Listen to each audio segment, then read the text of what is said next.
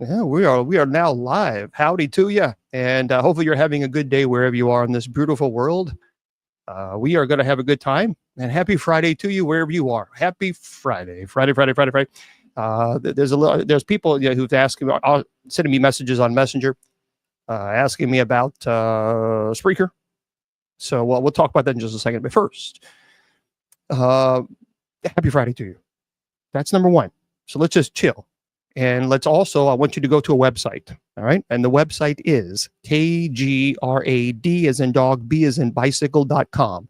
KGRADB.com. And if you would do us the honor, please make sure you go there and, but subscribe to that website. And here's why. You're going to want to put Bishop as your promo code, because if you do, you're going to get 30% off your subscription. They are our sponsors that we do the shows all the time. So please make sure you do that. Again, it's KGRAD as in dog, B as in bicycle.com, KGRADB. Also, if you want to go to my website, it's very simple. It's bishopjameslong, LONG.com, bishopjameslong, LONG.com. If you want to take classes, by the way, I do have demonology, angelology, paranormal studies, and genealogy class. They are very detailed. There's a lot of information there. So if you want to take those classes, you're certainly welcome to.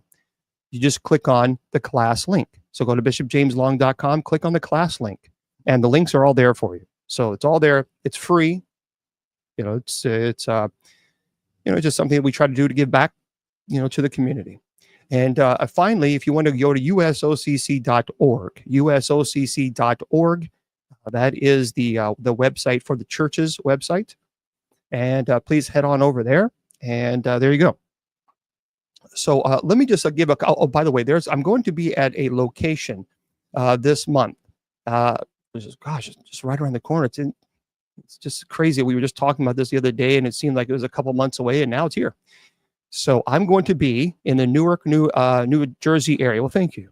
So I'm going to be in the Newark, New Jersey area, January the 25th, Saturday. And I'm going to be at the Clark Holiday Inn with Bruce Tango. So we're going to be doing a presentation on demonology. So if you are in the Newark area and you want to head on over there, but you need to go to brucetango.com, brucetango.com, and make sure you click on the exorcism link. And there we go.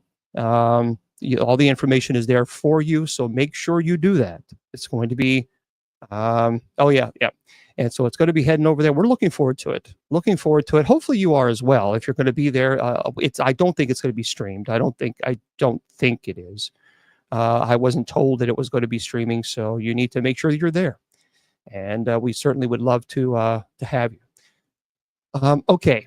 So let me just say very, very quickly, things have been rather hectic on my, to say the least. So Spreaker, and I know people may be like, oh, here we go. But folks, you got to remember, this is 15 years of my life that I spent every single day, Monday through Friday, doing night prayer or doing Bible study, doing the sacred division. I mean, 15 years. So imagine if you were doing something for 15 years full time, and then all of a sudden it was taken away from you. So this is a big thing. This just happened. So for Spreaker, they no longer offer live streaming, which was terrible, because I had spent 15 years building the community for night prayer.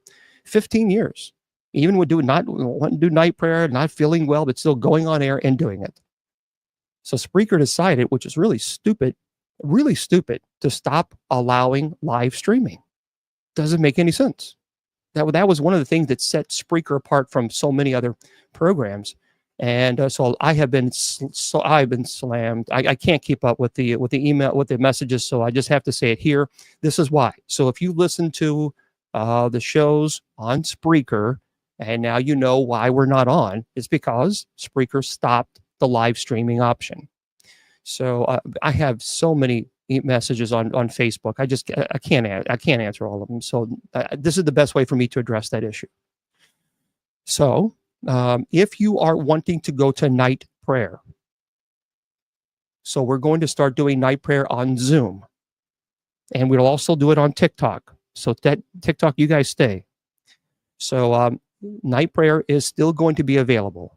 And yeah, right. And with no notice, I just signed in, and then all of a sudden I couldn't go live. I was like, what's going on here? No notice, no nothing. 15 years I was dedicated to this company. 15 years promoting them, letting everybody know about 15 years, and not even hey, look, it's going to be stopping. So yeah, it's very frustrating. But anyway, so if you want to go, so we have to make a transition. It's a new year, so it's not the transition we always want to make, but we'll make do. So here's the dilly. Here's the dilly, yo. What I did is I'm learning. Yesterday we tried it and it didn't go so well on Zoom. It didn't go so well at all. But hopefully we'll figure it out.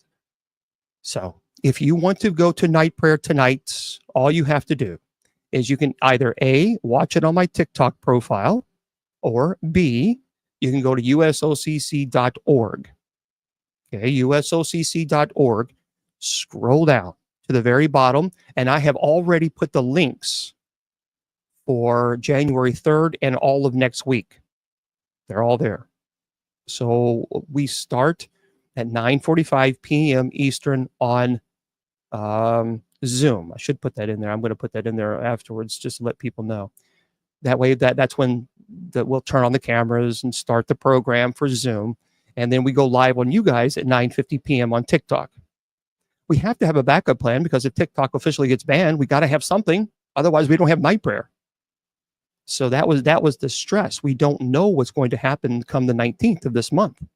So we have to scramble at the last minute to try to come up with something and learn the programs.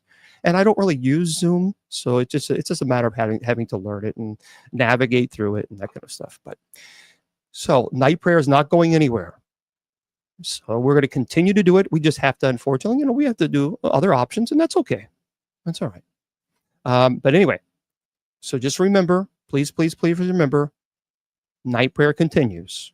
So go to usocc.org, scroll all the way down if you want to participate via Zoom, and the links are there for you. All right. Otherwise, go to TikTok, and hopefully TikTok doesn't get banned.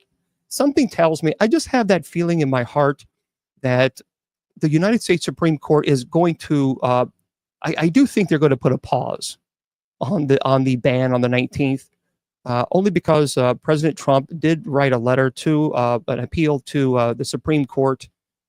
So, I mean, that's an equal branch of government. And so when you have the power of, obviously, the White House, the presidency, I think that holds a lot of weight. So my gut tells me that the Supreme Court will at minimum, put a pause on the ban. And I don't think it'll be banned on the 19th. That's just my opinion. So we'll see. Also, and we're going to talk about a really cool topic in just 1 second, because I think it's going to be a lot of fun.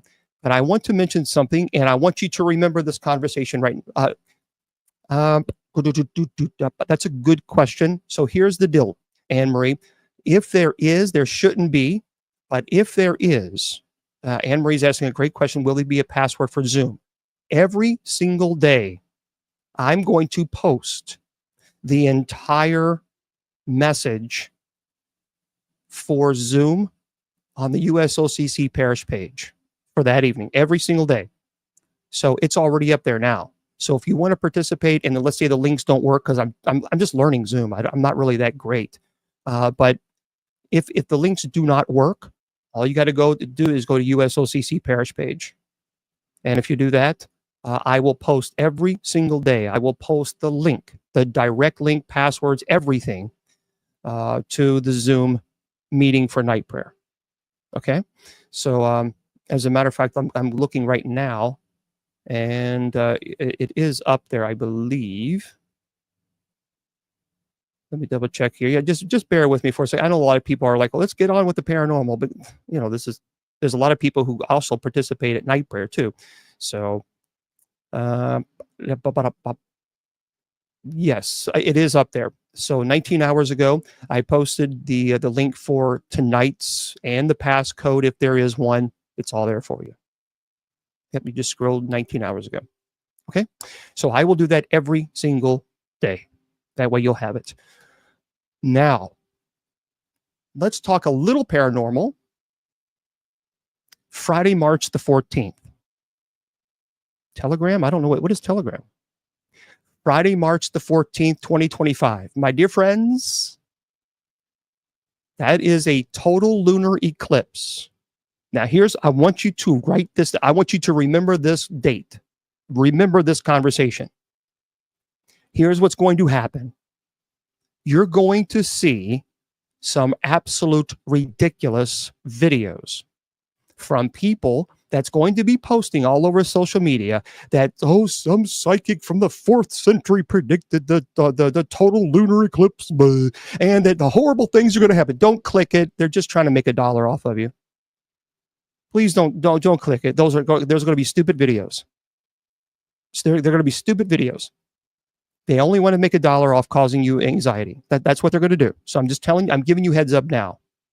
I know these people like the back of my hand. I've dealt with them for 25 years.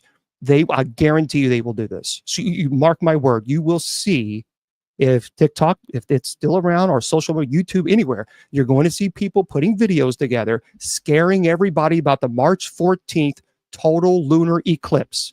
It's going to happen Friday, the March the 14th of this year. And please, for the love of God, don't ask me about it. Because all these people are going to say, oh, this is going to release demons, or they're going to say something really stupid. Just like they did, thank you, just like they did with the Pope opening the doors. I'm not going to answer any more questions about the Pope opening the doors. Because that was the most idiotic, ridiculous, these are so stupid videos. And they only did it just to scare you. That's it. That's all they did it. They only did it to scare you. Because the Pope opening the doors, they've been doing this since the 14th century. For every Jubilee year, 25 years, every Jubilee, they do this every 25 years. There's nothing new since the 14th century, my friends. And people went online, they made videos scaring everybody. And there are people that have hundreds of thousands of views on these videos, and they're going to make a big chunk of change. Because not only have the people watched the videos, but then they commented. So, and then they shared. So there's people going to make 5,000 at least minimum on some of these videos that went viral. That was all bull. That was total bull. So don't click. That's right. Do not even don't be tempted, because all they're going to say is total bullshit. That's all they're going to say. Yes, I said bullshit. That's all they're going to do. They're going to go spread all this crap just to scare you so they can make a buck, causing havoc and anxiety in your life, because we don't need any more havoc and anxiety as it is. We got enough to deal with. We don't need these clowns running around making these stupid videos to scare you. And that's what they're going to do. That's what they're going to do. Okay? So anyway, just remember, March 14th, please remember this conversation, because you will come back and say, Bishop, you were right. I know. That's what they'll do. All right. So anyway, that is the information there. So don't fall into that ridiculous temptation. This weekend, my friend Diane sent me a message last week warning me of that, and I appreciate that very much, reminding me that of the storm. So we are going to have a pretty bad, nasty storm this weekend. And they're talking about a lot of ice, a lot of, well, maybe not a lot of snow, but 4 to 6 inches of snow. And that's going to be an issue. That's going to be a real big problem, because chances of us losing power is going to be very high. And our low is going to be in the 3 degrees. So on Tuesday night. So this is not, please, wherever you are, you're in the storm now. Oh, goodness gracious. Wherever you are, Miss Wilma will be okay, because Miss Wilma has gas heating, but she's sick. So I don't want to go to her home, because right now she doesn't think she's, the doctor doesn't think that she's contagious, but we don't know. We just really don't know. So I don't have gas stove. So I don't know. It's just going to be one of those things. Yeah, it's not fun. It is not fun. So just wherever you are, if you're in this area, this storm, they're really talking about a pretty serious ice storm. And boy, that's all we need. Oh, Willie Gibson. Well, hello there, Willie Gibson. He's back online. Willie Gibson, I should call you tonight, and you can give your 2025 predictions for this year. How's that? Maybe we should. I should have done that. Not actually. I wish I would have done that. I wish I would have. All right. We're going to talk about saging tonight. Sage, because this is a new year. This is a new year. And for those of you on TikTok, I put sub chat only on because we were tired of the trolls, and we'll open it up a little bit later on. Okay. So there we are. So wherever you are in this world, hopefully you'll be okay with the storm, but take it seriously. Let me tell you something. If I were a rich man, I would get in my car, I would rent a car, and I would head down to Florida. I would go visit the Kennedy Space Center. There you go. Kennedy Space Center. But we're going to be here. So just keep in mind, I may not be able to do Bible study this Sunday. Well, it's supposed to be Sunday night, so I think we'll be okay Sunday, but the night prayer is the issue. Okay? Let's talk about sage, because there's a lot of people who ask me about saging, and we talked about this several times before. But because this is a new year, I think this is a good idea to kind of talk to you guys about sage, why it's important, why I think it's very good to do, and I think understand. I think that's fine. I think it's go dogs. I think it's fine. But I think we have to. I think sage gets such a bad rap, and it's sad. We'll talk about that in just a second. It's sad to me because so many people immediately place sage with witchcraft or something of this nature. I know people who practice witchcraft. No, I don't necessarily agree with them, but they're lovely people. They don't participate black magic. They're not interested in black magic. I'm not. And I just want to make it clear, I'm not endorsing witchcraft. That's not what I'm saying. But I know people who do, and they do not get themselves at all involved at all in dark magic. They have no desire for it, and they're just beautiful, beautiful people. But my grandmother was she was Cherokee, and so was my grandfather. And my grandmother loved sage. And I think sage itself gets such a bad rap by so many people by just labeling it as a new age witchcraft evil thing. And that to me is just so stupid. But yeah, you can use anything. Look, here's a handheld rosary. It's for 1 decade. I could use this rosary for nefarious purposes. So the point of using this rosary is not obviously to use it for nefarious reasons, but you can use anything for nefarious reasons. So let's delve into the fascinating history of sage. It's a sacred herb that has been used for centuries in various cultures, for rituals, for ceremonies, spiritual practices. And specifically, we're going to focus on how sage began and how it can be used for blessing homes and expelling evil forces. Let me just make this clear. As someone who does have Native American heritage, as my grandfather were both Cherokee, full Cherokee, I have no problem using sage. You have to understand that many times in, like, for example, apartments, they will not allow you to burn charcoal inside. You can't do it. You'll be evicted. So the charcoal, that's what the church censer. When you see the churches and they use this, the censer, it's all, we put black round charcoal in the censer. We burn it and it burns very hot. And that charcoal is what is not allowed to be burnt inside most apartments. I don't know any apartments that allow it. Now they will allow you to burn like sage, or you can burn it's incense. Most will allow that, but as far as the charcoal, no, they will not allow that at all because it burns so hot. So when I go to locations, especially apartments, and I want to use some smoke to cleanse, I will bless the sage stick, and I will use that for the purpose of cleansing. So let's talk a little bit about the origins of sage, and then get into the modern explanation to it as well. Sage is a well-known herb. It's been used for centuries, even for its culinary and medicinal purposes, by the way. So in ancient cultures, Sage was highly valued and held spiritual significance. So, first, in ancient Egypt, sage was used by the ancient Egyptians for its medicinal purposes, as part of also as a part of religious rituals as well. It was believed to have purifying properties, which, by the way, we know now it does. It was also used in the embalming process.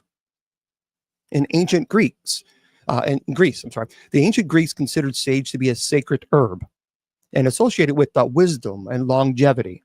And they believed that burning sage could purify the air and ward off evil spirits. And they were right. They were absolutely right about purifying the air. And we'll talk about the science of sage in just a second.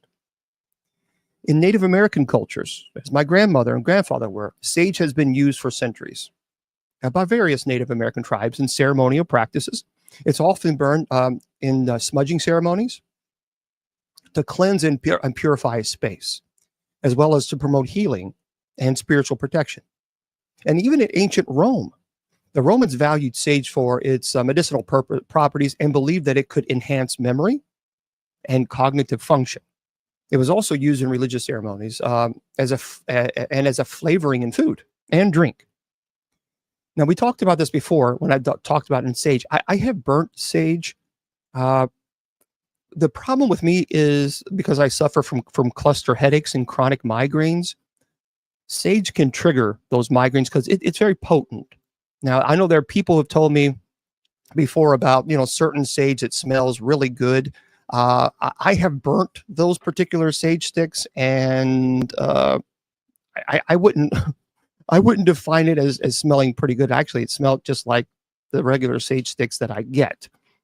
So if you have a legit sage that you use that actually doesn't smell really bad, please let me know, and I'll write it down here, and I'll try them, because I did try a bunch of them that people said, oh, you got to buy this, you got to buy that. So I ordered them, and let me tell you something. The only thing that it did was give me a big old headache. But I love doing it. I love using it. Yeah, and feathers also as well. Okay. So let's talk about, look, sage has been considered a sacred herb for centuries, as I talked about. And in Native American traditions, sage was used and is still used in purification rituals. Russian sage? No. And the smoke from the burning sage is believed to carry prayers to the heavens and clear out the negative energy. We talked about in the Roman and the Greek culture, sage was associated with wisdom, and they absolutely believed that it had healing properties. And they also used it for various ailments. And in medieval Europe, sage was highly valued for its medicinal properties and was believed to have protective qualities. So look, sage has played a significant role in rituals and ceremonies across various cultures. And here's some key points on the issues of spiritual aspects, and we'll talk about how to sage, how I do it. And you guys, if you guys want to jump in and say, look, this is how I do it, and we'll pass on the information too. First of all, the purification and cleansing. Thank you. So sage is often used in purification rituals to cleanse spaces, objects, individuals of negative energy. The practice is common in indigenous cultures, where burning sage bundles and then wafting the smoke is believed to clear away impurities and promote spiritual balance.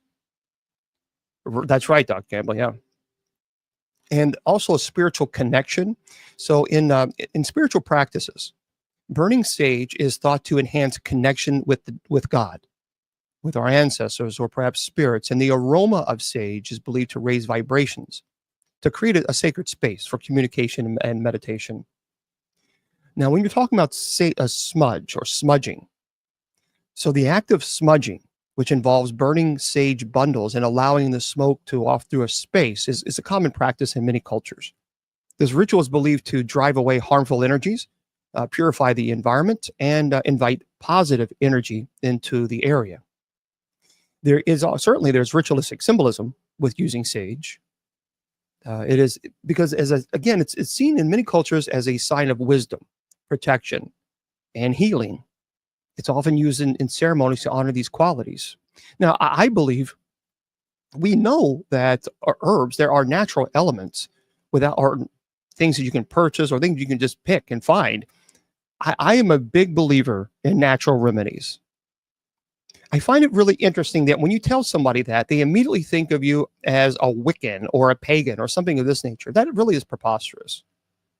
Why is it that we live in a society where it's okay to pop a pill because I don't know, a pharmaceutical company spent millions and millions of dollars putting in creating this pill in a lab? That's okay. But when you start talking about natural remedies, oh, you're one of those pagan people. Really? But didn't God put those in the earth? Why is it all of a sudden those are seen as something negative in paganism and Wiccan? Why is that? That to me, that makes no sense to me whatsoever. None. And I think natural remedies have truly just gotten a bad rap, a really bad rap. And but it's okay. But it's okay to to pop a pill that a pharmaceutical company made, and then 3 months later you find out that it destroys your that destroys your kidneys and liver. That's okay. But when you start talking about natural medicine, oh no, you can't do that. That's doesn't make sense. And everybody, I want you to do me a favor. Before we continue, do me a favor and go to bishopjameslong.com. Go to my website after the presentation. Just write this down. And if you can click on fundraiser, can you do that? If you would do that for me, that would be great. Of course, I noticed my buddy Bishop Campbell is Bishop Christopher Campbell. He's in the chat room on Facebook, and I appreciate his friendship. I truly do. He's a good man. He loves people. He has served people for decades in ministry. And, when you're in ministry, you don't make a lot of money unless you're one of those prosperity gospel preachers, which he is not. And because of that, he and his wife, they have some health issues. And I talked to him about this. So if you would do me a favor, please consider going to bishopjameslong.com and click on the fundraiser link. And you'll see the information there. And if you could donate today, donate to whatever amount you can. I would much rather you do that. For those of you on TikTok, if you can do that instead of offering gifts tonight on TikTok, that would be wonderful. Because, we are our brothers and sisters keeper. And I know that you guys don't know this man, but I do. And he's a good man. And if I ever make a donation, or if I may ever make a fundraising, I'm not asking for any income for me. Maybe one day that'll happen. Maybe good, maybe if I get sick and good, I need some help, maybe that'll happen one day. But we can help him out. So he is a very good man. So if you go to bishopjameslong.com, click on the fundraiser link, and when you click on donate today, it'll take you to PayPal, and it'll say price per item, and you can put whatever it is that you want, whatever amount. So it's entirely up to you. That's what it means, price per item. It says USD. Just whatever it is, whatever you're able to do. And so thank you guys for that. This is, like I said, we're not in competition with one another. We are collaborators. We should be helping each other. And it's nice to pray. It's good to pray, but it's also important to be, if you're able to financially, if God has blessed you and you're able to help, prayer is very important, but we have to, also take that step. And so if the Spirit puts in your heart, hey, look, donate something to, that would be wonderful. Okay. So again, bishopjameslong.com, and click on the fundraiser link. Fair enough. Thank you guys. So, also ceremonial healing. We talked about sage has been used in healing ceremonies to address physical, emotional, spiritual imbalances. And the smoke from burning sage is believed to have restorative properties that promote overall well-being. Saint Raphael is you can Google Saint Raphael prayer for healing. We pray that every night for night prayer. And by the way, tonight we do have night prayer. Don't forget. So all you got to go to usocc.org. And click on, scroll all the way down, and you'll see where it says it'll be here on TikTok. We start with you guys at 9:50 p.m. Eastern, or on Zoom. You can join us on Zoom, And that will be, we start you guys at 9:45 p.m. Eastern. And just go to usocc.org, scroll all the way down, and you'll see the link. Okay. Yeah, I don't know, Stormy. Right now, the PayPal is what we got. All right, so here's some examples. Here's some historical examples of using sage for protection that date back to ancient times, and they're found in various cultures. Like, for example, we talked about Native American traditions. Many indigenous tribes in North America, the Lakota, the Navajo, the Cherokee, they use sage in purification rituals to protect against negative energies. And sage smudging, it's a common practice to cleanse the mind and the body and spirit. We talked about ancient Egypt and even medieval Europe. During the medieval period, sage was believed to have the power to dispel evil spirits, protect against harm. And of course, now Willie Windwalker Gibson, he's in here. He was in the chat. He's a shaman. So for many people who are involved in shamanic rituals and practices, traditions around the world, sage is used for protection during spiritual journeys or energy work, healing sessions. So let's talk about the modern world. Well, first of all, we can use sage for spiritual cleansing. Sage smudging, the rituals continue to be a popular practice. And many people use sage to clear out negative energies, create a sense of peace, invite positive energy into the home and offices. Also for wellness practices, which is interesting because sage has found its way into wellness practices such as aromatherapy and holistic healing. So sage essential oils are used in diffusers, massages, and even baths to promote relaxation, clarity. It's also very helpful with meditation and mindfulness. So like burning sage before meditation sessions has become a common practice for many individuals. And people say, well, meditation, that seems awful new age. Prayer is a form of meditation. And the Bible actually mentions meditation. Energy healing, in an alternative healing modalities, like if you're involved in Reiki. Now people, look, here's the deal with Reiki. I'm not a Reiki master, but this is what I did see, and I saw it with my own eyes. And I was doing chaplaincy, and I went to an individual, and I was administering last rites, and he was in distress. And you can clearly see, I mean, when the body's in distress, when the person is close to, obviously expiring, he was still conscious, he was still aware, but you can see that there was a lot of the breathing distress. So as I was administering the last rites, I could see the labored breathing. And a nun came in, and she was not in her habit, but she came in and she says, "Hey, I'm sister somebody. I'm not going to say her name, but I'm sister somebody. Do you mind if I do Reiki?" And that was my first time I was actually introduced to Reiki from a religious perspective. I've always heard people in the paranormal use Reiki, and I was always on the fence, like, I don't know about this one. So I thought, well, then she was a Roman Catholic nun. And I thought, well, sister, I mean, if you think this will help. So I finished the last rites, the anointing of the sick. And then she began her Reiki. And I watched her. Now that he was still in distress, the person was still under the physical distress as labored breathing. It continued even after the last rites. It continued. But as she began to do this, she never touched him. He was aware of her presence. And I saw the breathing become less laborious. I thought, how in the heck is this? What is this? And she never touched him. She did the Reiki, and it lasted about maybe 10 minutes or so, 5 or 10 minutes. And the breathing just became calm and just relaxed. And I saw it. So that was really profound to me.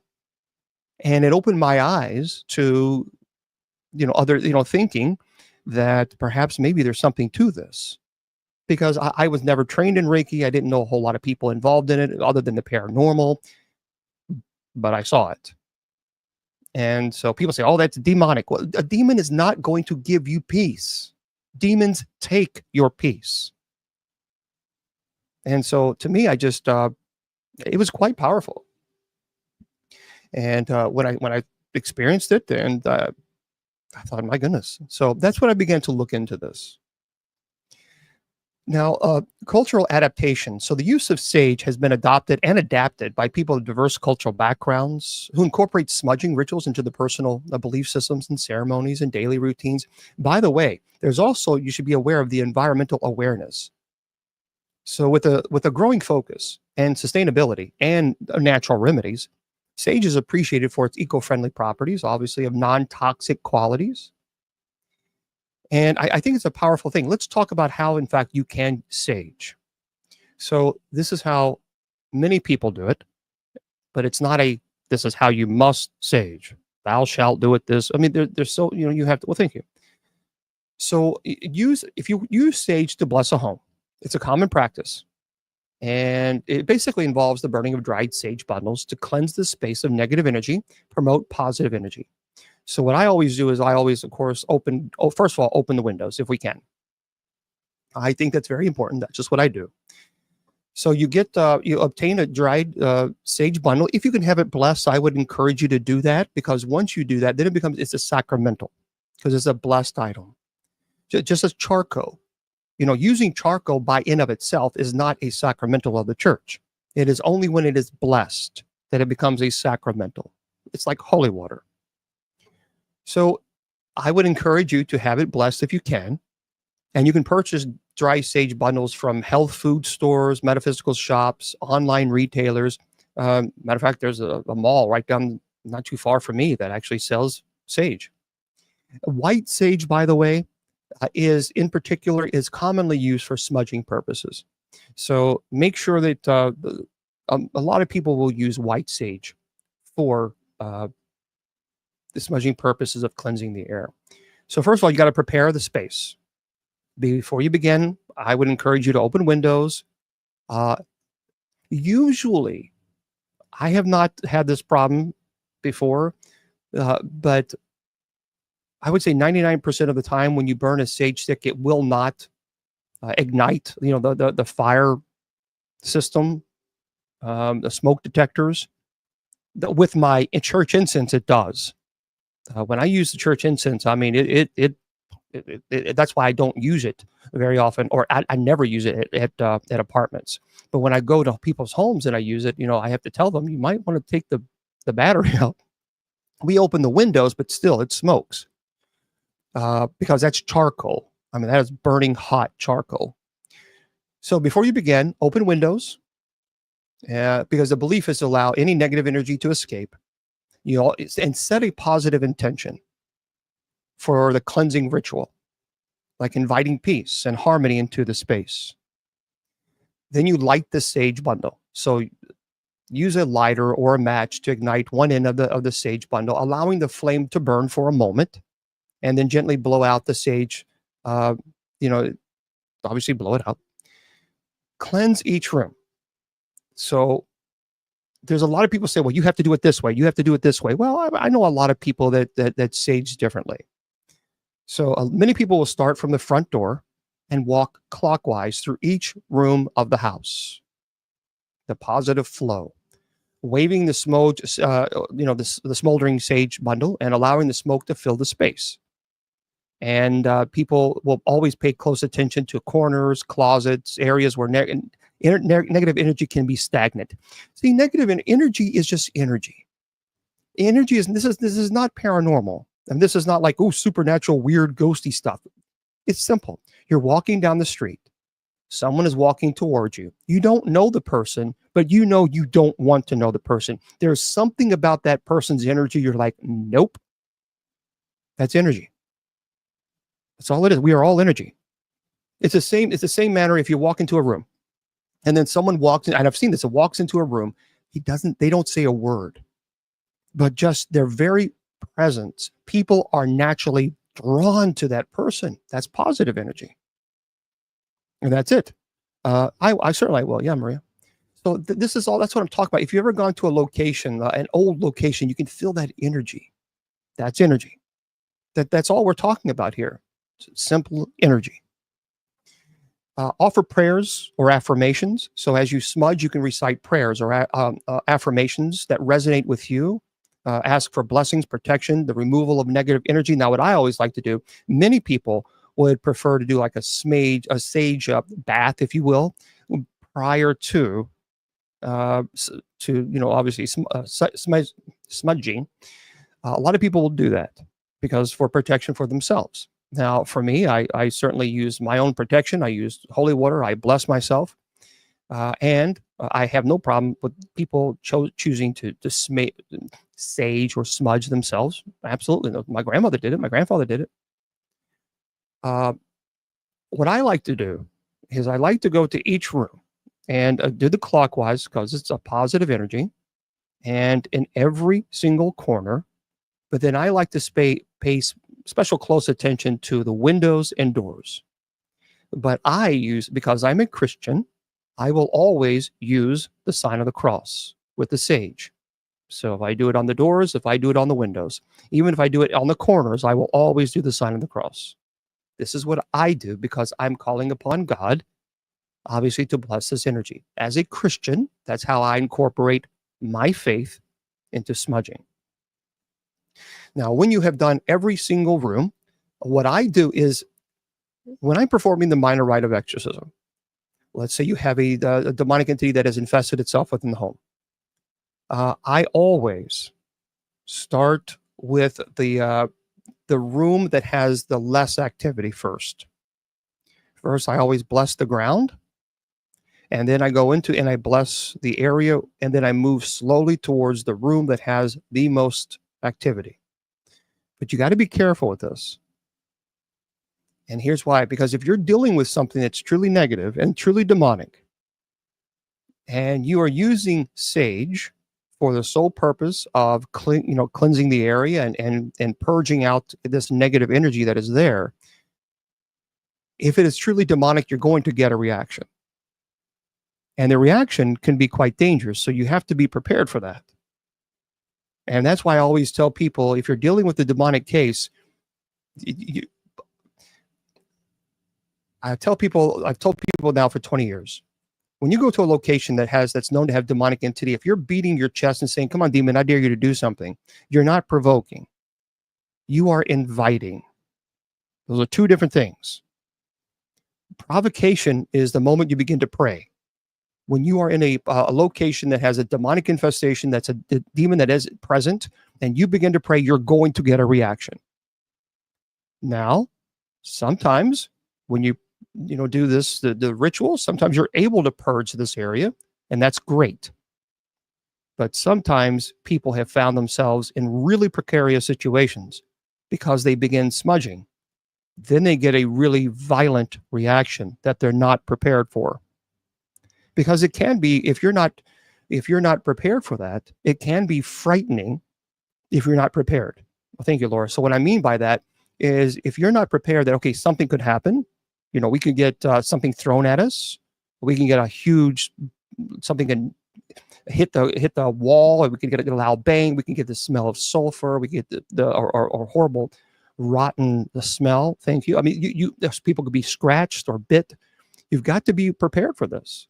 That way, when it does, or if it happens, it doesn't throw you off because you're already prepared for it. So this is why when I perform an exorcism, if something were to happen, whether the eyes going black or levitation or contortion of the body in the face, I'm prepared for that. So that when it does happen, I can remain stoic and focused and not feed into the fear. Because once you feed into the fear, that's when the demon has already beaten you. And then you run away and you scream, and you're in that. And so you can't do that. So you have to be prepared that when you're involved with these type of cases, you are going to, that is a form of provocation.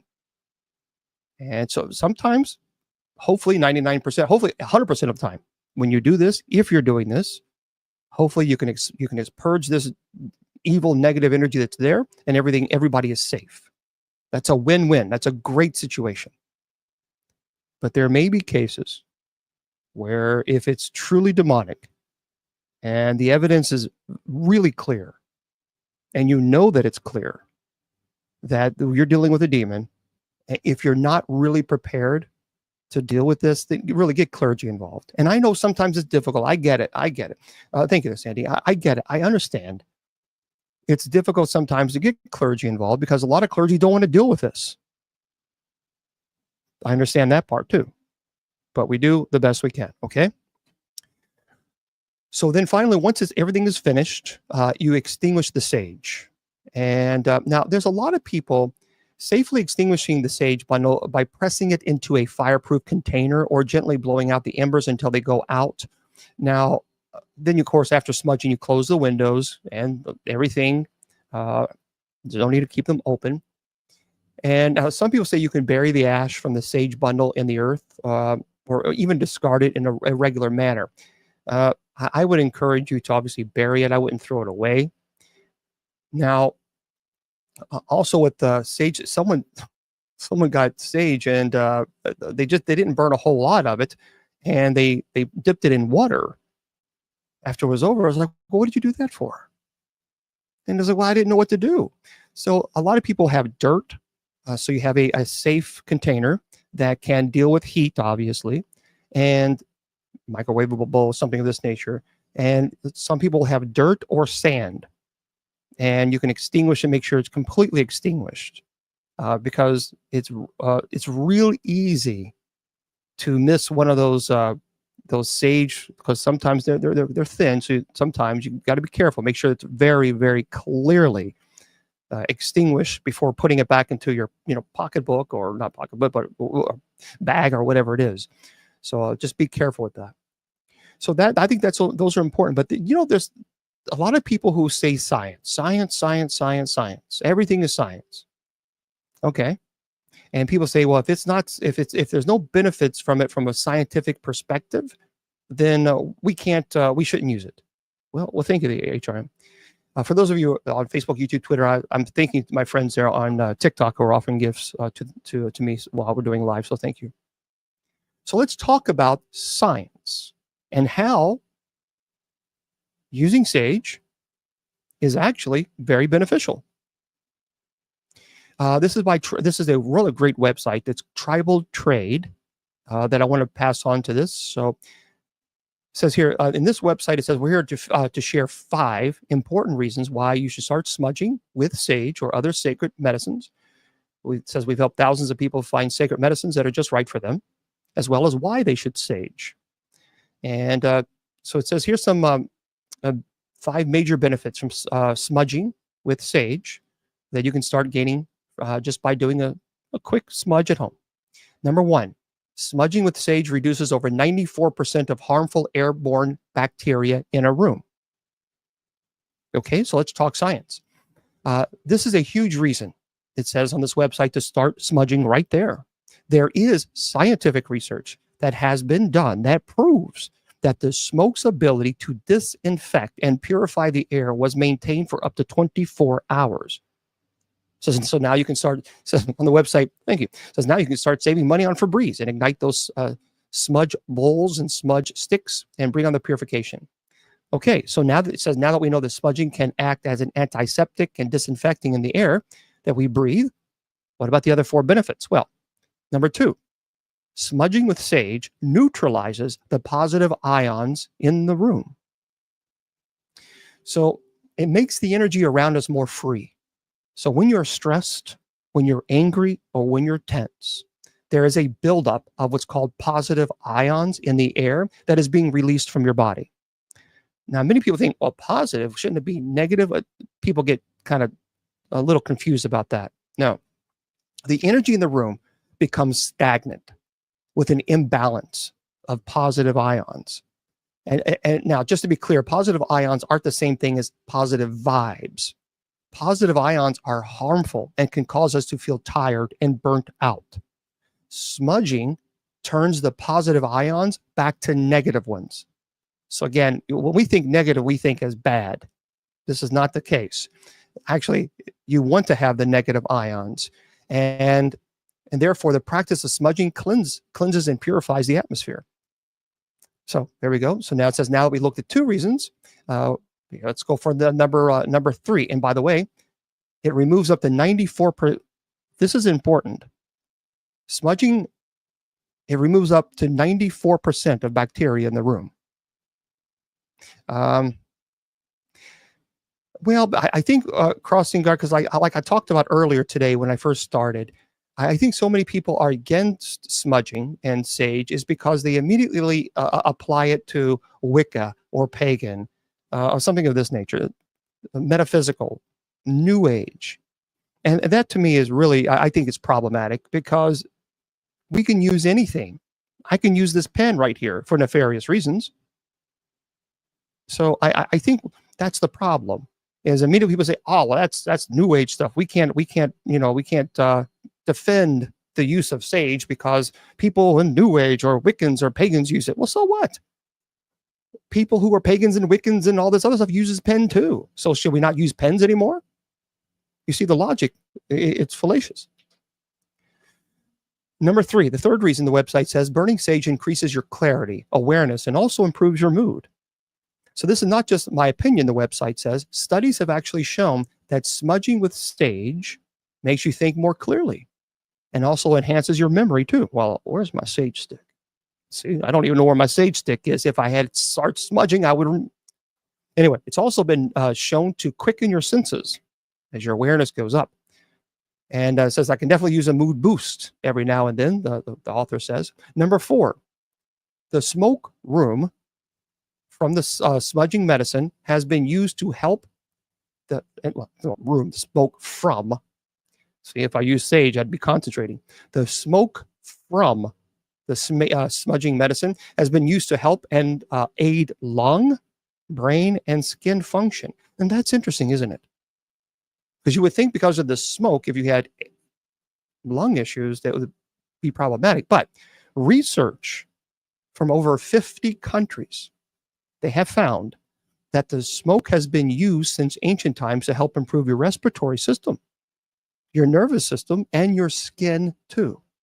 And once the fumes become inactive, they act as an air purifier. That's pretty cool.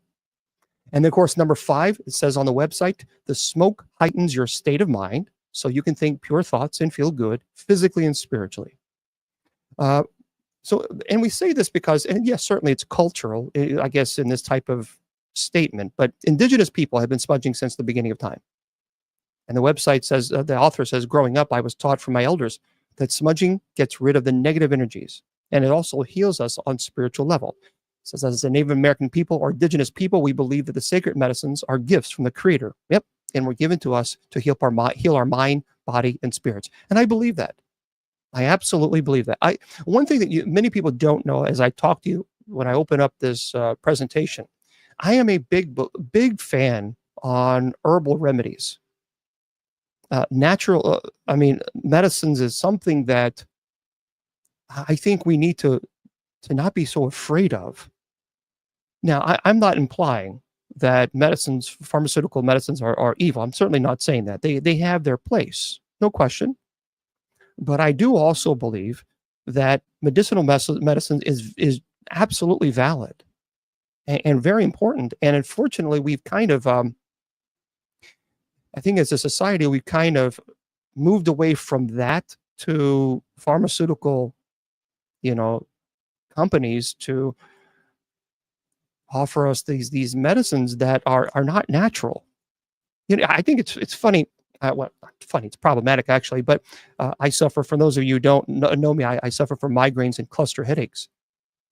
And it's kind of crazy. I was watching television and just flipping through. Very rarely do I watch. I don't watch television because it's just junk these days. But I was flipping through the channels and a commercial came on for headaches. I thought, oh, good. But hey, there's a new headache medicine. Let me listen. Talk to me about this. And they gave me all the great things it can do, and it's so wonderful. Side effects may be heart failure, kidney damage, liver failure, breathing problems, and it going on and on. I thought,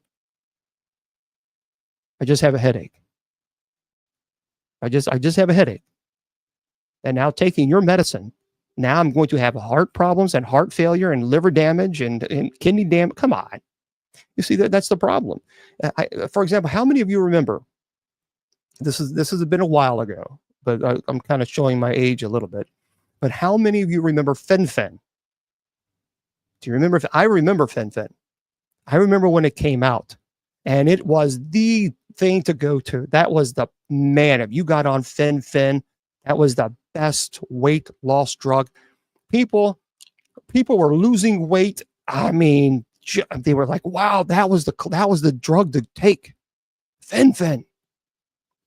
And then we found out that it was causing really serious, really serious health issues, even to the point where they stopped selling it. They had to stop selling it because people were passing away using fen-phen. Yeah, and Lily says it ruined her heart. And so it's terrible. Yeah, but it's oh well. That's okay to take that because it was created in a lab. But then when you start talking about natural herbs and remedies, oh no, that's evil. What are you talking about? Why is that evil? And yet taking fen-phen is okay.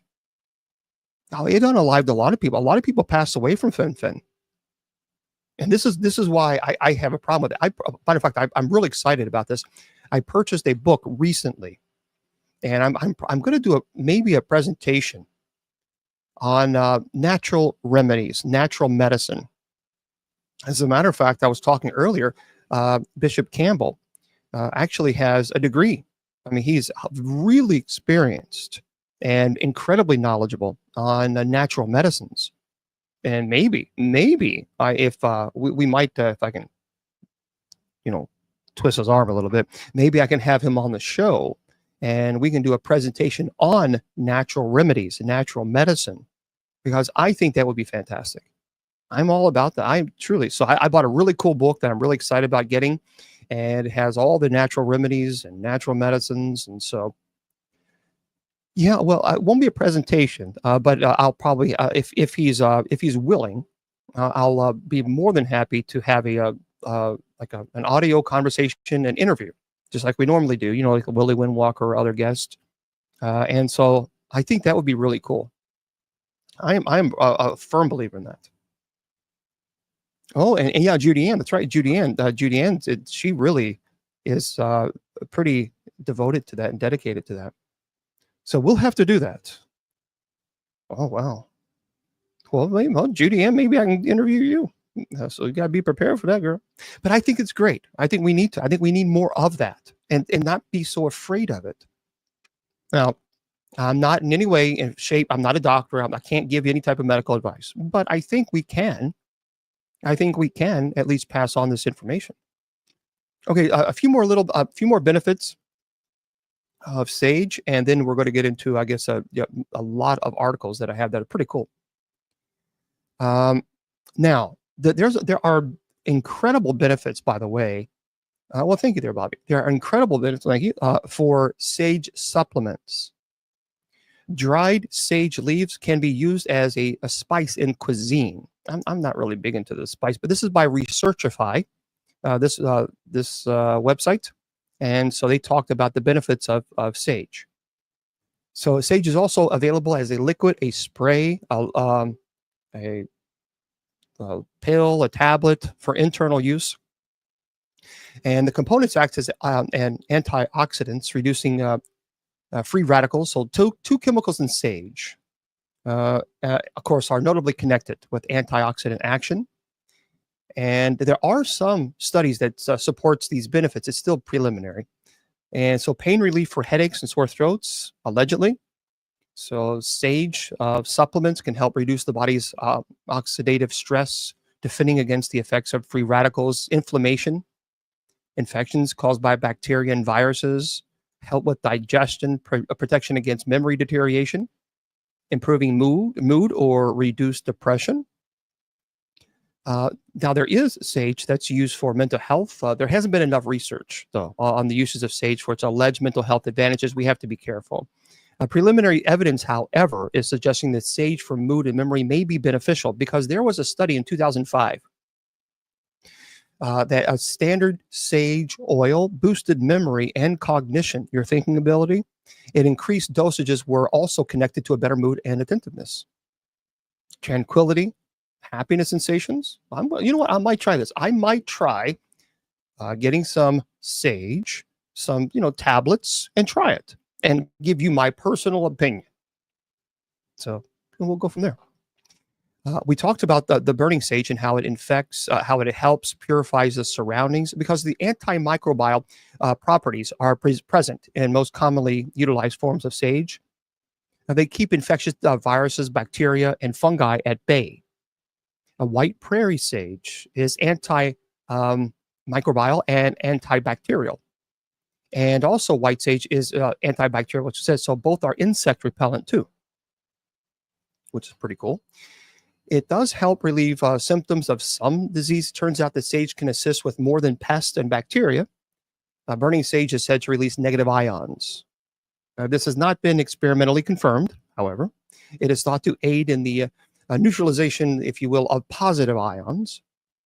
And common positive ions, for example, are allergens like mold, pet dander, dust, pollution. Now, you can also get a machine that reduces negative ions, or you can just simply sage. Did you know that there is a machine that you can use that reduces negative ions? As a matter of fact, I don't have it with me here. No, it's in my, like, I have a little machine. Sometimes when I go to a location, I will plug that up. But there are machines that you can purchase that reduces negative ions. So if you're feeling down, if you're feeling and you just feels heavy, and then you just want to clear the space, a lot of people will use. Let me see what that is. I don't know, because I have seen this.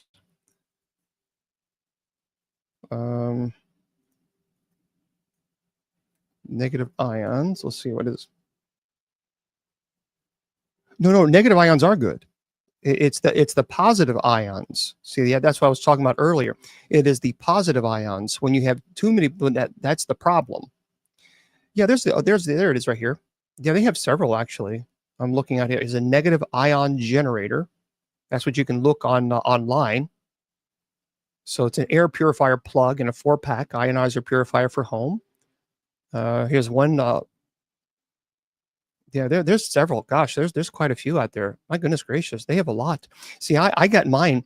A friend of mine made mine about 20 years ago, and that was like because they weren't really made. So now they're everywhere. So you can get them. A negative ion plug and air purifier. So yeah, there's a lot of them just going on Amazon right now.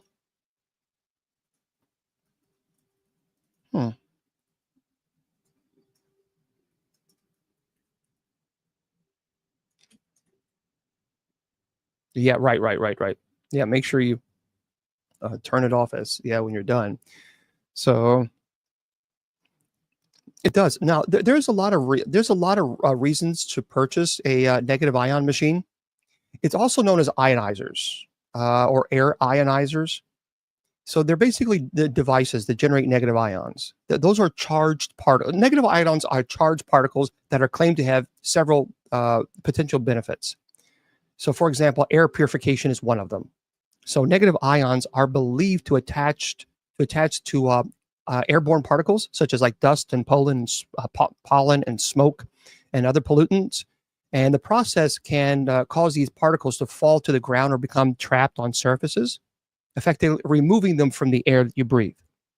Also, these machines reduce allergens. So by capturing pollen or dust or dander, so negative ion generators help reduce allergens in air.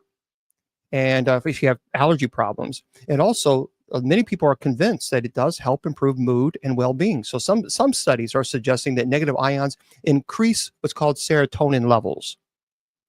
And serotonin, which may enhance serotonin, is what the brain releasing these positive energy when you're feeling really good. It's a great mood. You're happy. And it enhances mood, reduces stress, improve overall mental health. And, I should get one of these things. I really should. It increases energy levels. So exposure to negative ions is said to improve oxygen flow to the brain, leading to increased alertness and decreased drowsiness. Also, many people are absolutely convinced that these machines will help. Some users are claiming that negative ions can promote relaxation and improve sleep quality by calming the mind and lowering the stress. And allegedly, they can benefit what's called electromagnetic radiation reduction. It's a $25 word. So by neutralizing positive ions, which are abundant in environments with many electronic devices, negative ion machines may help reduce the potential impacts on electromagnetic radiation. So that's the belief is. So many people are absolutely convinced that these things work. So you might want to check them out. But I'm going to look into these machines and see what I think, because I always like to give people feedback. So I talked about how smudging can help with spiritual tool. It can be help dispel negative energy, cleanses or empowers obviously your mind, improves mood. Because this is really interesting, by the way, regarding the mood. Now, of course, according to tradition, it can genuinely elevate one's spirit and eliminate negativity.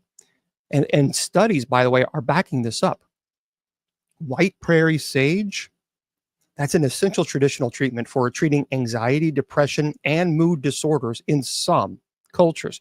There was a 2014 study. So if burning sage can improve one's mood, it may also be an effective stress reliever. So white sage contains chemicals that activate specific receptors in the brain. There's a 2016 study conducted by the University of Mississippi. And these receptors are responsible for elevating mood or reducing stress and even reducing pain. People are absolutely convinced that it can help sleep quality. Like, for example, there was some sleep studies, sage has chemicals that aid with insomnia. So garden sage is occasionally used in the same way as white sage. It's also been used to help people sleep better and relax. It does help with boost cognition.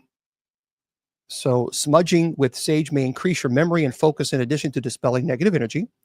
So there was a 2016 assessment of studies, evidence regarding salvia's cognitive enhancing advantages is promising, suggesting that we could use it to treat even perhaps dementia and Alzheimer's disease. So Alzheimer's disease, so actually there's more research that's being done right now on this.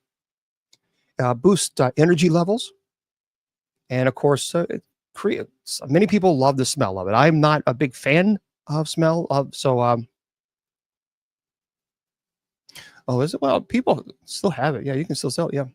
So anyway, many people are absolutely convinced to do it. So here's some basic tools according to the website. Obviously, a ceramic, clay, or glass seashell or bowl for holding a burning sage or capturing ash.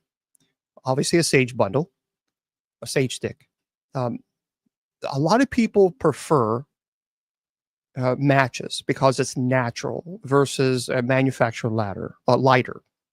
I mean, you're burning the sage. So to me, I don't. But some people are absolutely, if you want to keep it natural, the matches are the best. And of course, many people use a feather or fan for smoking. And so that's how many people do this. So there we go. There's a lot of really positive tips on smudging and benefits from smudging. And I think people should be less frightened with this. Now, extinguishing your sage stick after clearing and cleaning it by gently pressing it into the shell or clay dish or the stove. Open the doors, windows in the room to let all the trapped energy escape. It says here you can also let it burn off naturally. Now, some people, it says on the website, prefer to wait 20 to 30 minutes for the sage smoke to peak effectiveness. And obviously make sure that it is completely and totally extinguished. So there we go. And as far as smudging, you smudge as often as you need to. And there's no, you have to do it X amount of times in order for it to be valid. No, you can just do it as many times as you think is necessary. So there we go, friends. That is your presentation on your sage, your saging, and hopefully you've enjoyed it. And then we're going to get into some articles. And if you have questions, I'll be happy to answer any of demonic or paranormal, supernatural questions that I can answer. And then we're going to get into some really, really cool top articles that I saw that I'm like, oh my gosh, I got to share that with you guys. So, and thank you very much for those of you who are sharing. I appreciate that a lot. Thank you for sharing. Oh, they do. Yeah. There are a lot of people. What are you talking about? So I have an air purifier that, but this machine I'm talking about is supposed to clean your room in 15 minutes.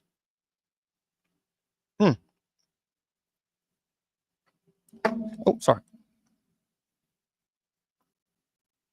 No. You're not going to harm the good, what many people say, the good spirits, because that's not your intent. Yeah. So, but I would not, if there are questions that I don't know, I'll be more than happy to say, hey, look, we have a question here, because I'm not an expert in saging, but I do know something about it, but I don't know, I'm not an expert in it. So if somebody's asking questions in the chat, does Palo Santo have the same qualities as sage? Well, my grandmother used to burn both. So let's talk about Palo Santo real quick, if you don't mind. Palo Santo and sage are common. They're both commonly used in spiritual and cultural practices for like cleansing spaces. So they're both used, but they have different origins and like traditions, characteristics. So like, for example, Palo Santo, the origin actually, it means holy wood, means holy wood in Spanish. It comes from the trees, the indigenous to South America, particularly coastal regions like in Peru or Ecuador. It's been used by indigenous cultures in South America for centuries in spiritual, like rituals to purify, cleanse, promote healing. The aroma is, in Palo Santo, it has a sweet, woody aroma. It does have a hint of citrus and mint. And many people love the scent because it's described as soothing and even uplifting. Now, many people also use Palo Santo for meditation and relaxation because of its calming effects, because it's believed to promote feelings of tranquility, to create a peaceful environment. Now, sage is actually native to the Mediterranean region, but white sage, particularly popular in smudging, is native to North America. Indigenous people in North America have been used, again, we talked about that, used sage for centuries. And white sage is commonly used in smudging ceremonies to cleanse a space, a person, an object from negative energy. White sage, the purpose is to purify the environment. The aroma is strong. It has an earthy aroma. To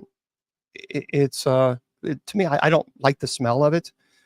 Sage is frequently used like to promote clarity, wisdom, fresh beginnings.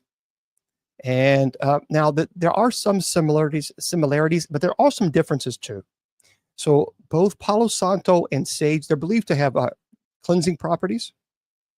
And so they're both very popular for rituals aimed to clearing out negative energy. There's a growing awareness and concern about the sustainability of both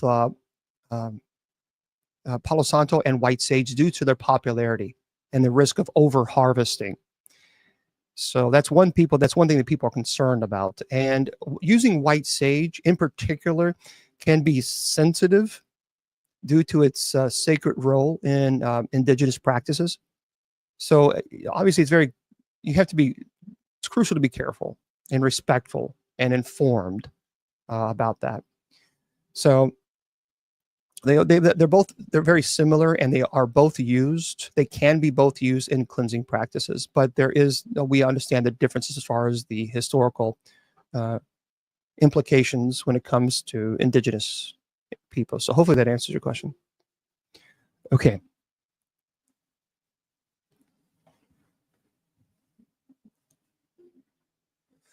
B12, that is. Well, are these rituals allowed in the Catholic religion? Well, again, when you're saying allowed, you're talking about blessing.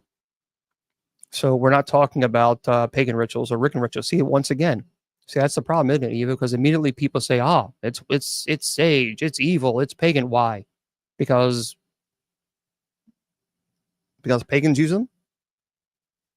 Why does that make sage evil? That's why I've spent an hour and 15 minutes explaining actually the scientific benefits that come from using sage. And that's the issue, isn't it? It's always, well, is it safe or is it evil? Well, no, it's not. Again, Satanists use pens. I'm sure a Satanist has used this particular brand. So therefore, do we immediately then say, because a Satanist used this brand of pen, all of these pens are evil? You see how preposterous that is? Makes no sense. The same thing of sage. And by the way, my grandmother and my grandfather were both very devout Christians and Native Americans. And that's another thing about this belief that really is sad, because it's erroneous, and I think it's insulting. All this belief that, well, if you're Native American, you must be a pagan. No, that's not true. That's a terrible thing to think anyway. So, yeah, it is. It's a lack of information. Yeah, right. Satanists also drink water. I'm sure Satanists drink Deer Park. So therefore, we're going to label Deer Park as evil now because, Satanists use this. I mean, come on, So I think we have to relax on because sage in of itself actually has incredible benefits, and just spent an exhausting amount of hour talking about it. So anyway, for those of you who are, if you are out Bigfooting, you might want to be careful. You might want to be careful, guys. Okay. And I'll tell you why. Look, I've never, there was one time it wasn't really went to Bishop Long. Tell us again about the Catholic Church being skeptical about your support of the paranormal teams if you want to. Well, look, yeah, sure. And it's not just the Catholic Church. It's not just the Catholic Church. It's many Christians have viciously attacked me because I help paranormal teams, but because I work with paranormal teams. And I just find that very, very interesting that they have such a problem with that. Isn't that kind of preposterous? That really is. And I find it rather insulting that all these very devout Christians, and I'm a very devout Christian myself, they're so high and mighty, and they want to attack or they want to attack paranormal teams, and they want to attack me because, I've been working now with paranormal teams for 25 years. And what I find it interesting is that they sit in judgment of paranormal teams and me because we help people who are legitimately terrified because there's violent activity occurring in their home, and those people have no one else to turn to. So then they get all high and mighty and say, you're doing the work of the devil. So we're doing the work of the devil because we're answering the calls at 2 or 3 o'clock in the morning. We're driving to people's homes, sometimes could be up to 10 hours. We're buying all this equipment out of our own pocket. We're never charging, by the way. Never. We're going to people's homes. We're investigating it. We're trying to debunk the activity and explain why they're hearing noises in the middle of the night. And then when it is spiritual, then we give clergy, myself, involved. And all for free. And somehow that is demonic. Do you see how stupid that is? It truly is so stupid. But it has been like that for years. People, other clergy have been rather vicious and very judgmental. And and even to the point of making fun and spreading gossip about me and saying some really horrible things, that I'm out chasing ghosts and all this other nonsense. And yet, that is so that to me is demonic. That is demonic. Because number one, we don't owe anybody anything.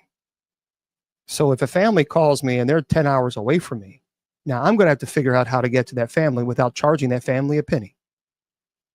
Now, my father is not Santa Claus, so I can't wish for some present that all of a sudden $2,000 pops in front of me so then I can go rent a car or go, to the hotel or all this other stuff. And I can't keep going to the same people and saying, can you help? Can you help? Can you help? So, but we do this now. We've been doing this now for 25 years.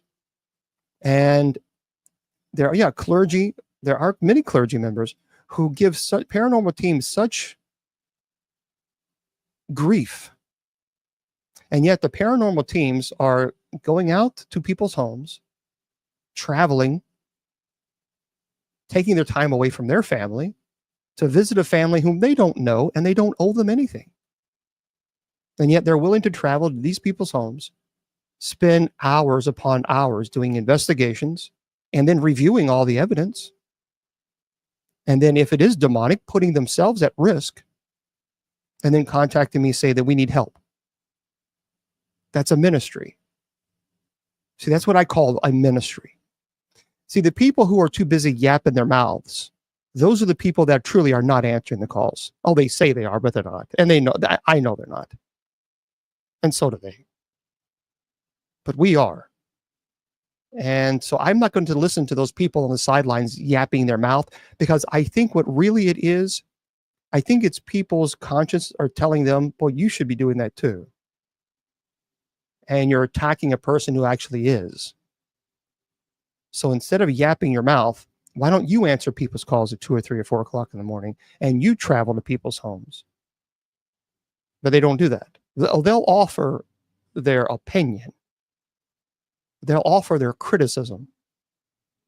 But that's all they'll offer. So that's why you should never ever pay attention to those people, because those people have they have no interest in doing anything but harming and trying to break your spirit. So Tribal Trade is the name of that site that we said, Tribal Trade. Okay.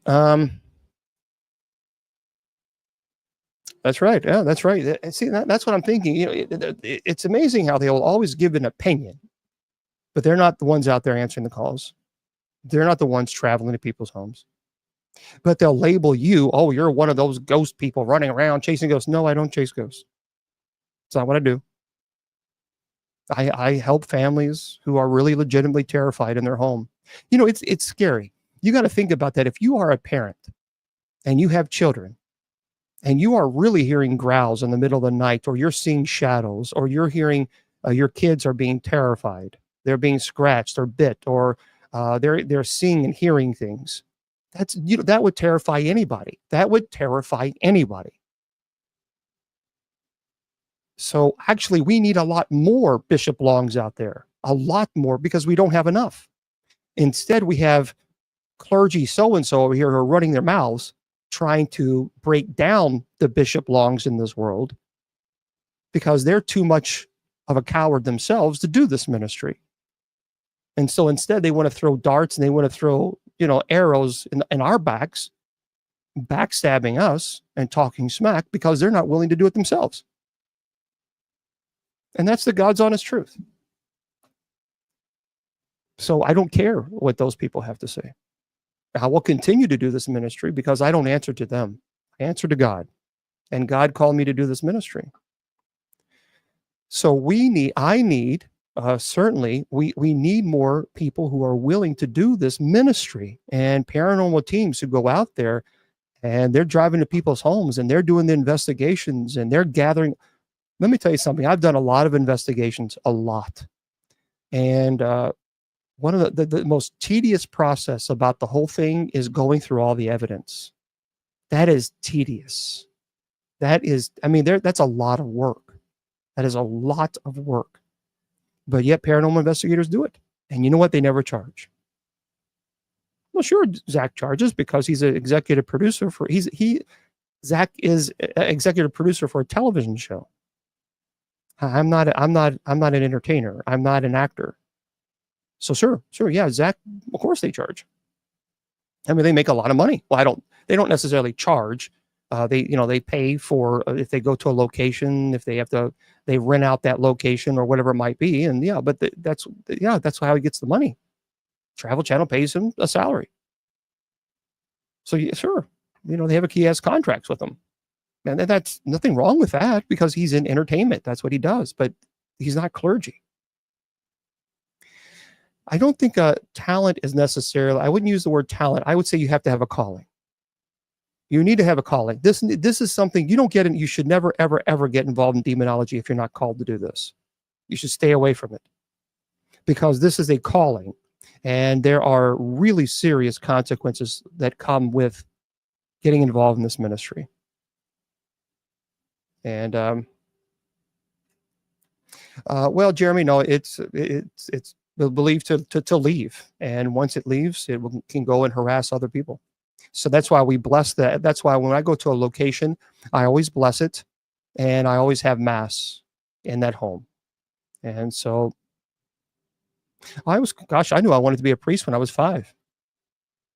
I mean, I absolutely knew that. There was no ifs, ands, or buts. I knew I knew. I remember being in kindergarten, and the teacher asked us what we wanted to do.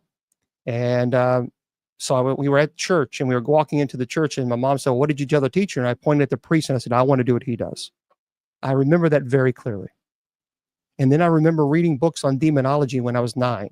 I was drawn to it. It was like, it's like, you know how kids, sometimes they love trains, I don't know, and they want to read as much as they can as they on trains. They just love trains. Well, that's what happened with me. I wanted to read as much as I could on demonology. Don't know why. I just knew it was just, I had to read. So I was one of those nerds that was always, at the library and the local branch there, and constantly reading. So even today, I'm constantly reading on the topic because I'm passionate about it. I'm called to do it. So I don't really consider this is never. People have always said if you do something you love, it's never a day of work. And it's true.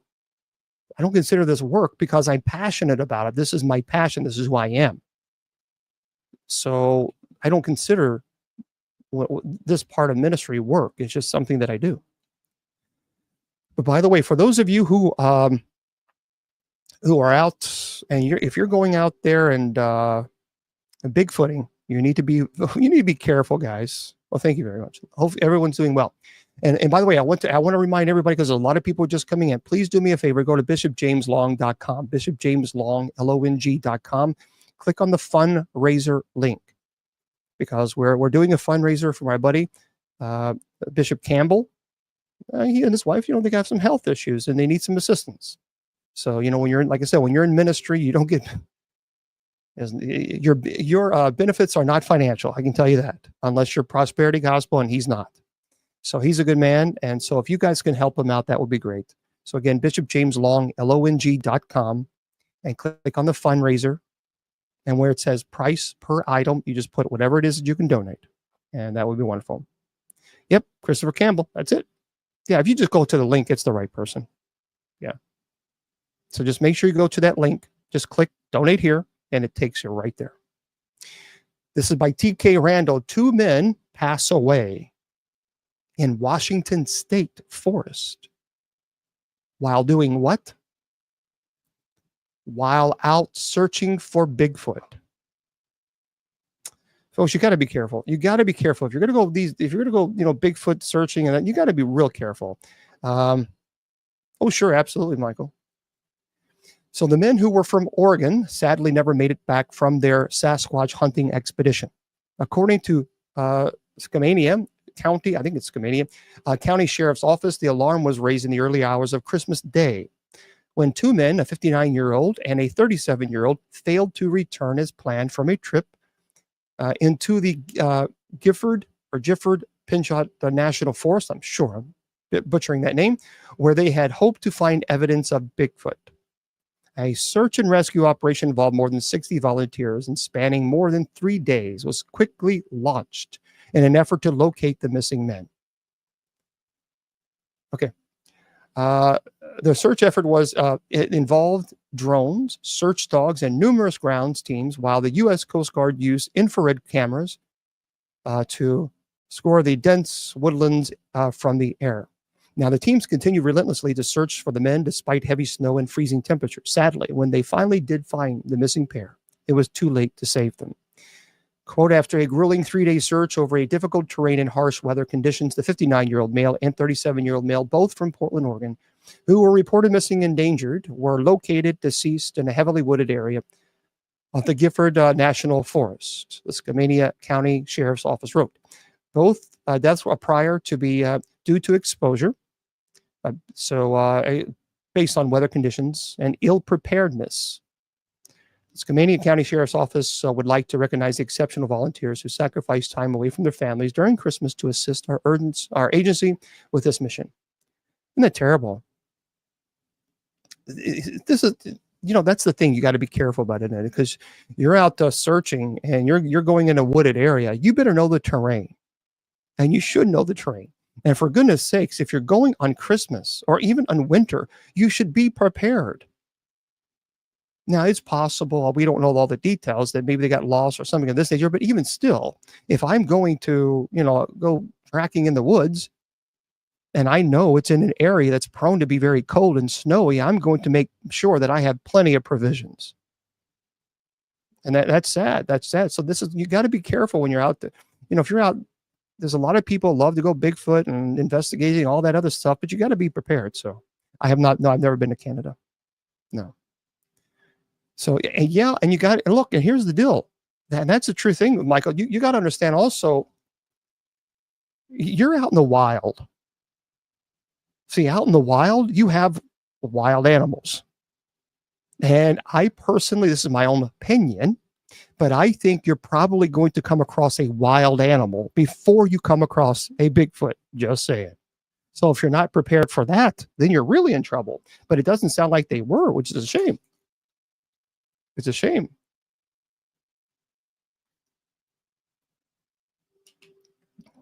Yeah, it just leaves, Cindy. So we just, I don't know. I wouldn't get involved in that kind of stuff. So, all right, let's talk about this because we have to. All right, here we go. Let's discuss it. Okay, everybody. This is by DK Randall. We have to do this. I did the confirmation with the Catholic Doors. I chose John. Okay, sure. The man dubbed a living Nostradamus offers his predictions for 2025. All right, everybody. A Brazilian guy named Athos Salome has been attributed with allegedly predicting major events that happened recently, allegedly. Dubbed the living Nostradamus due to his uncanny knack of correctly predicting future events, Salome was, according to the New York Times, successful in predicting several major events in recent years, including the pandemic virus, and the death of Queen Elizabeth II. I mean, quite honestly, you don't need to be a psychic to know. I mean, I'm just saying. And even the purchasing of Twitter by Elon Musk. So now he's offering up his predictions for what will likely transpire over the next 12 months. All right, here we are. 2025, quote, 2025 will be the point of time when the authorities start to officially declare existence of ET, offering proofs of microbial life on Mars and other more complicated civilizations. Well, people are already saying this. See what I mean? I don't like that. Come on. They've already been saying this.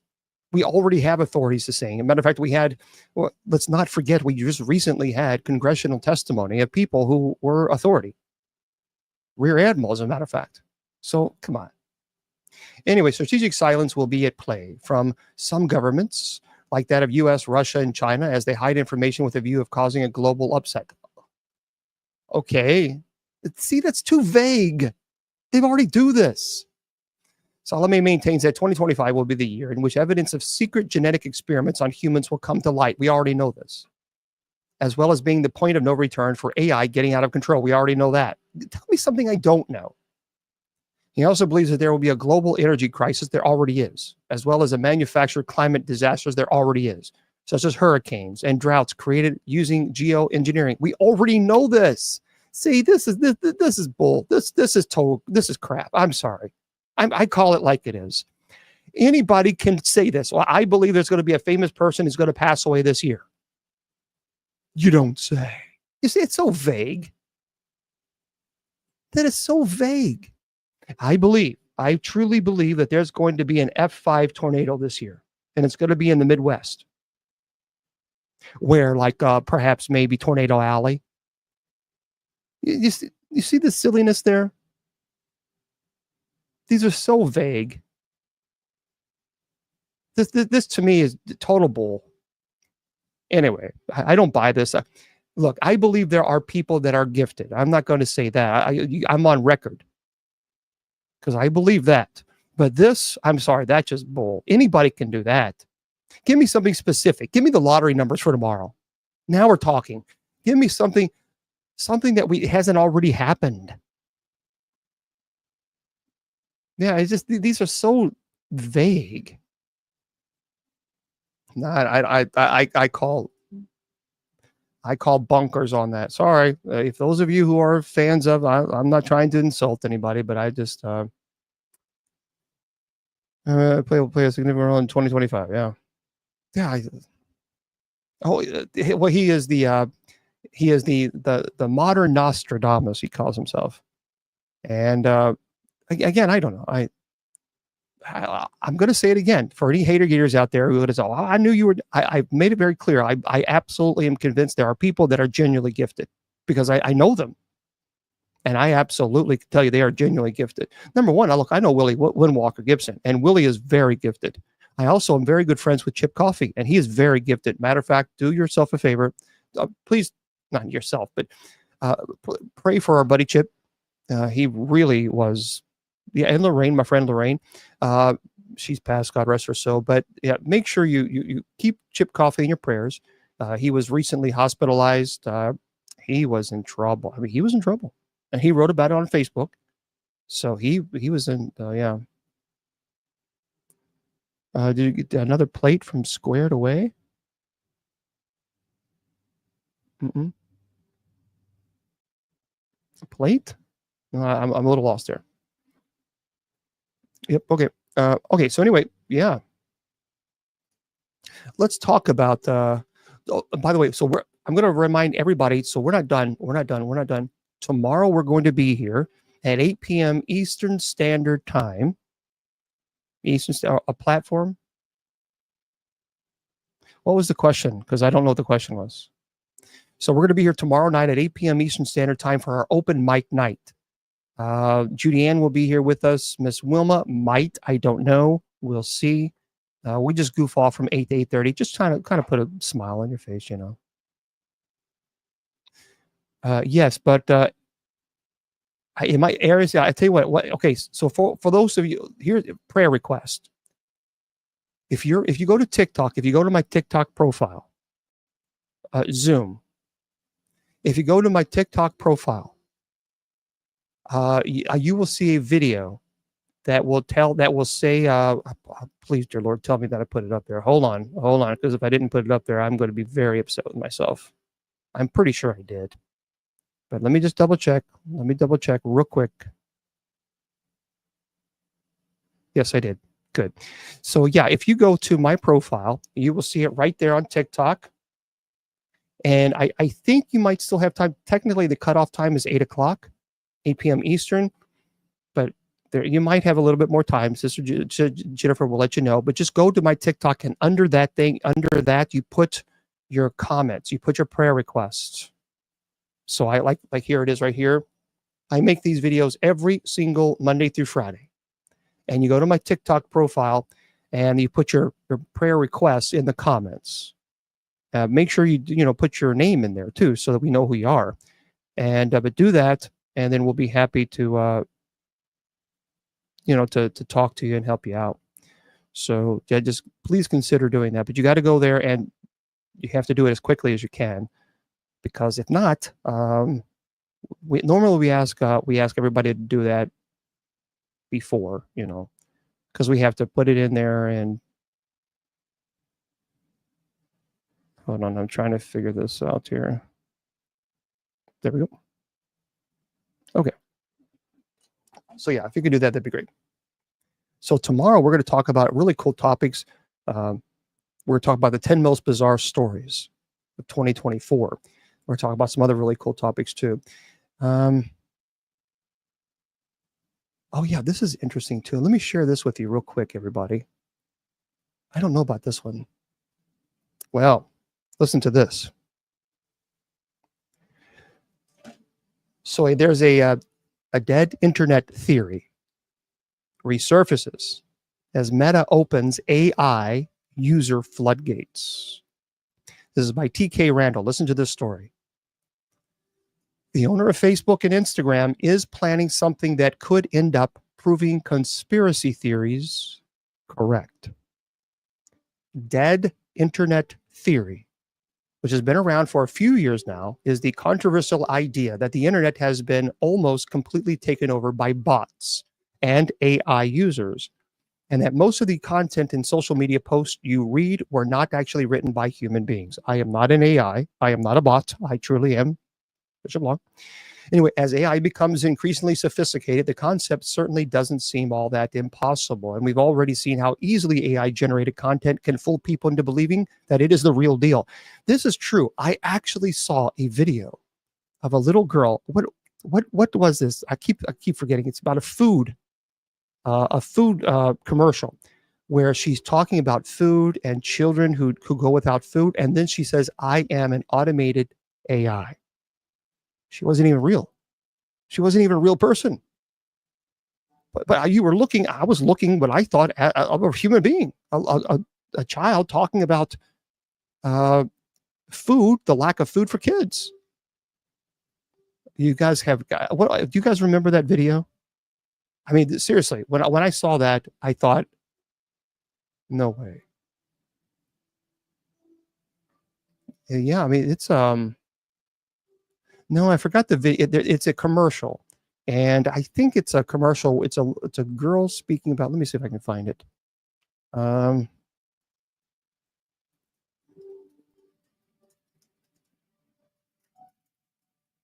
Let's see. I know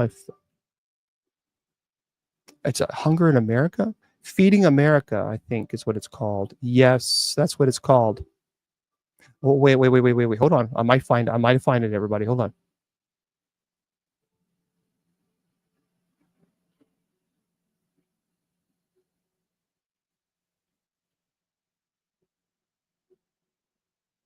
So this is I Am Hunger in America.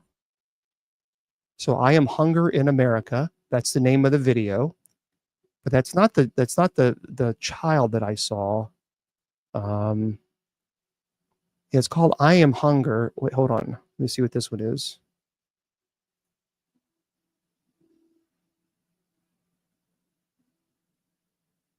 I think this is it. Feeding America.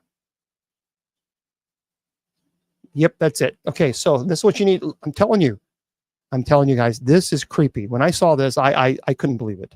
But it's called Feeding America TV spot. I am child hunger in America. So, I mean, I swear I thought that was a girl. It's called Feeding America TV spot, and it's called I Am Child Hunger in America. And it's all AI. And it's not even a person. I mean, no, you better shut up. So that's what it's called. Check it out, guys. Check it out. It's called Feeding America TV spot. Feeding America TV spot. I am child hunger in America. Yeah, but when I saw it, it was published in 2020. And I'm telling you, that was pretty crazy when I saw that. Yeah, I don't do battles. So anyway, let's get back to the story here. So as AI becomes increasingly sophisticated, this concept certainly doesn't seem at all that impossible. We've already seen how easily AI-generated content can fool people into believing that it is the real deal, like this. And this was 2020. This was 5 years ago. This was 5 years ago. Think about that. And when you watch this video, this was 5 years ago. Think of how advanced we've gotten 5 years. While it's difficult to imagine the majority of the content on the internet is generated by AI, in the near future, the potential for this to become a reality is likely to increase. Such a future became all the more likely when Meta, the company behind media giants Facebook and Instagram, revealed that it was working on a plan to enable its users to create AI characters, and that it expected AI accounts to become commonplace in the near future. Meta is not alone in doing this either. Other platforms have similar plans. This means that, given how sophisticated AI chatbots have already become, we could genuinely see a future in which a large percentage of the content online has been generated by computers. Telling AI content apart from human content will become increasingly challenging. Whether this will mean that dead internet theory has actually come true, however, will likely remain a matter of debate. So, in other words, there can be a time, and many people absolutely believe this, that I am not actually sitting in this chair. That what you are seeing right now is artificial intelligence of Bishop James Long. And you have no idea if you're actually communicating with me, the real person, or if you're communicating with artificial intelligence. That's what this means. And that is just profound. That is profound. So some of you are thinking, are you really Bishop Long? Then, by God, I don't think you are. Let me see your battery in the back. I bet you plugged that little sucker, that battery. Come on, man. Come on. An AI can't get that type of Kentucky accent. All right, I'm just saying it. AI is good, but it can't. By God, it can't do that good. I tell you what, we haven't gotten that sophisticated with AI. But it is really, it really is. But you're right. It's profound the wrong way. It's because it's scary if you think about that. Because if we don't get a handle, and this is, I'm not a conspiracy theorist, but I do believe this: if we do not get a handle on AI, that does concern me. This is why I tell, when we do a Bible study, or when I do night prayer, I'll be doing night prayer tonight. I will tell. I told the clergy, and I told the Benedictines, I don't like AI generated homilies, because you are not giving the homily. A computer is. And when you give a homily is the same thing as a sermon. So if you give a homily, then you need to allow the Holy Spirit to work within you. And the Holy Spirit will guide you into what God wants you to say. If you have artificial intelligence, then you're telling the Holy Spirit, I don't have time for you. I'm too lazy. I'm gonna use artificial intelligence, push a little button, push the enter button, and then all of a sudden it generates a homily for you. Well, no. What you're doing is you're giving artificial intelligence ideology, if you will, of theology. No, we can't do that. So we reduce then the Holy Spirit dwelling within us. Well, I don't have time for that. See, that's very dangerous. So artificial intelligence can be a tool. It can be a tool, but it cannot be the primary tool, because the primary tool when writing homilies should be the inspiration of the Holy Spirit. That should be the primary tool, discernment. And unfortunately, I do see a problem with that. I think it certainly can become even more problematic. No question about that. So I'm going to log off. For those of you who are listening to this on podcasts on Spreaker, I'm going to say goodnight to you guys. All the presentations, by the way, will continue to be podcasted on Spreaker. So that's going to remain because that'll be just the podcast. So that way we can have them podcasted. The only ones that will not be podcasted will be the night prayer. They will not be podcasted, but everything else will be. So if you want to listen to the podcast later on, and you can certainly do so, and that'll be fine. And I'm going to publish that now. So that way it'll be there for you, and go from there. How's that? All right. So anyway, for those of you who are on Facebook, YouTube, Twitter, Twitch, Instagram, and Rumble, and of course on TikTok, I'll stay with you guys for just a little longer. I'm going to remind you that we're going to be here tomorrow. We're going to be here tomorrow at 8 p.m. Eastern Standard Time for open mic. We're going to have a good time, tell jokes, try to put a smile on your face, because there's a lot of stress in this world right now. We need a lot more happiness. And we're going to be here tomorrow at 8 p.m. Eastern. And then, of course, we will be here on Sunday at 8 p.m. Eastern for our Bible study. And we hope that you can join us. And, of course, we'll be here TikTok on both presentations, so you can join us too. Facebook, YouTube, Twitter, Twitch, Instagram, and KGRADB Radio. Remember, I tell you all the time, your value does not decrease based on someone's inability or refusal to see your worth. Remember, you're priceless, and never let any troll tell you or convince you otherwise. My friends, have a good night.